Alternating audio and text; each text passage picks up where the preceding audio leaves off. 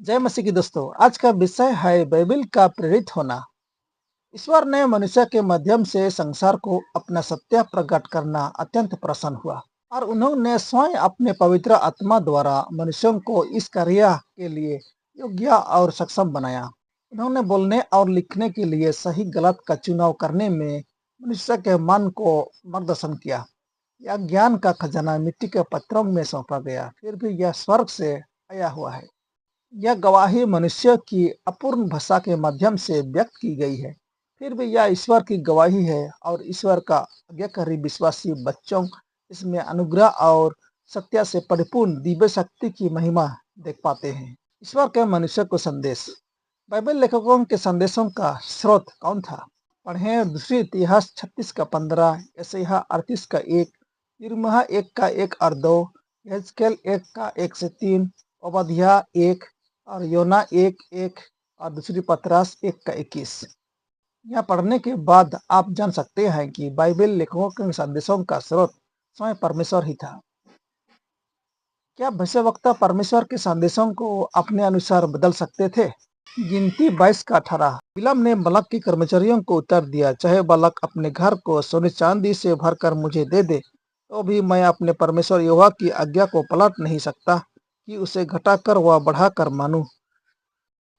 23 का 26। बिलाम ने बलक से कहा, क्या मैंने तुझसे नहीं कहा कि जो कुछ यहोवा मुझसे कहेगा वही मुझे करना पड़ेगा? यहाँ से हम पाते हैं कि भविष्यवक्ता परमेश्वर के संदेश को अपने अनुसार नहीं बदल सकते थे। किस नबी को परमेश्वर ने तब सुधारा जब उसने एक राजा को गलत सलाह दी? दूसरी शमूएल 7 का 1 से 13।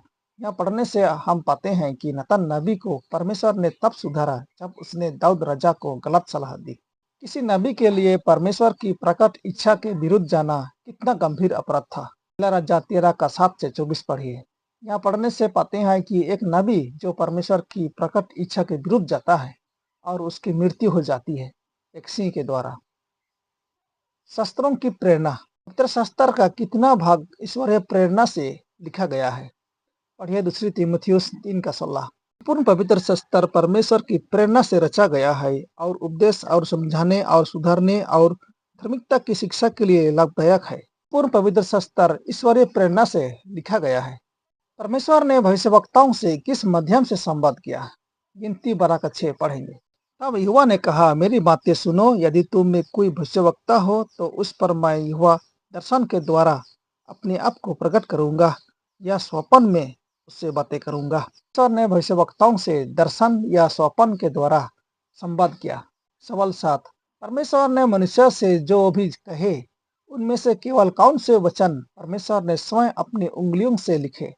व्यवस्था विवरण 4 का 12 और 13। तब यहोवा ने उस आग के बीच में से तुमसे बातें की, बातों का शब्द तो तुमको सुनाई पड़ा, परंतु कोई रूप ना दिखा, केवल शब्द ही शब्द सुनाई पड़ा। और उसने तुमको अपनी वाचा के दासों वचन बताकर उनके मानने की आज्ञा दी और उन्हें पत्थर की 2 पट्टियों पर लिख दिया।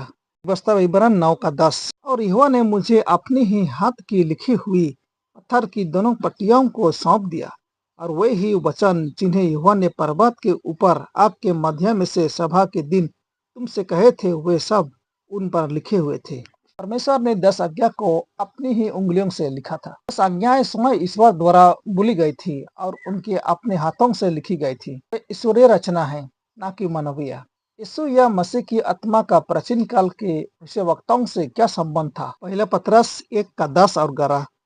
इसी उद्धार के विषय में उन भविष्यवक्ताओं ने बहुत खोजबीन और जांच पड़ताल की, जिन्होंने उस अनुग्रह के विषय में जो तुम पर होने को था भविष्यवाणी की थी।